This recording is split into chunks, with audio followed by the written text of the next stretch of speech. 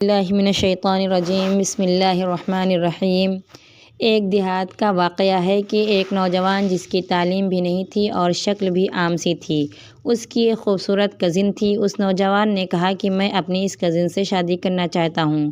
چنانچہ ماں باپ نے بھی ادھر زور دیا، لڑکی والوں نے بھی زور دیا تو لڑکی نے شروع میں ہاں کر دی۔ نکاح ہو گیا، رخصتی بھی ہو گئی، لیکن جب وہ آ کر اس کے پاس رہی تو اس کو پتہ چلا کہ یہ تو بالکل جاہل ہے۔ لڑکی سوچ میں پڑ گئی کہ نہ اس کی عقل ہے اور نہ شکل، اس کے ساتھ میری زندگی کیسے گزرے گی۔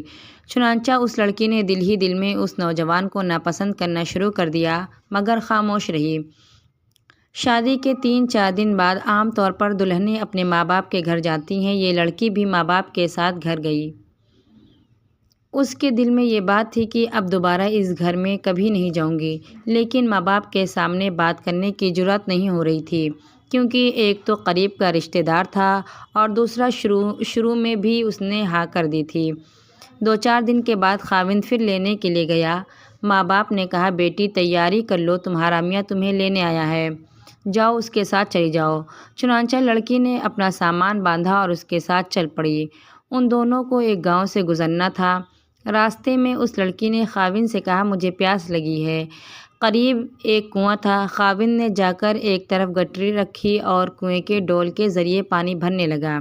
بیوی کے دل میں شیطان نے ایسی بات ڈالی کہ وہ پیچھے سے گئی اور اپنے خاوند کو کنویں میں دھکا دے دیا۔ جب دھکا دے دیا تو خاوند کنویں میں جا کر گر گیا۔ لڑکی نے دل میں سوچا، جب یہ مر گیا ہوگا اور ہمیشہ کے لیے میری اس سے جان چھوٹ جائے گی۔ اب وہ واپس ماں باپ کے پاس گئی اور اس نے ان کے پاس جا کر عورتوں والا مکر کیا۔ آپ کو تو پتہ ہے، عورتیں مکر میں کافی مشہور ہوتی ہیں۔ وہ روتی ہوئی گھر پہنچی۔ ماں باپ نے پوچھا، یہ کیا ہوا؟ اس نے بتایا، خاوند مجھے بٹھال کر کہیں چلا گیا۔ میں اتنی دیر سے اس کا انتظار کر رہی تھی۔ میں اکیلی تھی۔ مجھے ڈر لگنے لگا کہ کوئی غیر مرد آ گیا تو میرا کیا ہوگا۔ مجھے جان کا بھی خطرہ تھا اور عزت کا بھی خطرہ تھا۔ وہ آدمی تو بڑا بے پرواہ آدمی نکلا، اس لیے میں واپس آ گئی ہوں۔ یہ سن کر لڑکی کے ماں باپ کو بھی بڑا غصہ آیا۔ اس نے کہا، ہماری بیٹی کو اس طرح لاوارث چھوڑ دیا اور خود کہیں چلا گیا، یہ کیسا بیوقوف انسان ہے۔ اب میرے دوستو، ادھر کی بات سنیے۔ جب اس کا خاوند پانی میں گرا تو جان بچانے کے لیے اس نے ہاتھ پاؤں مارنے شروع کر دیے۔ اس کا ہاتھ اس رسے پر پڑ گیا جس کے سر ڈول سے بندھے تھے۔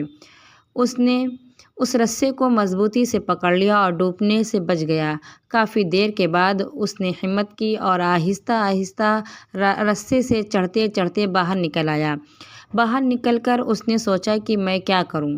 اس نے دل ہی دل میں کہا کہ مجھے توقع نہیں تھی کہ میری بیوی میرے ساتھ ایسا معاملہ کرے گی۔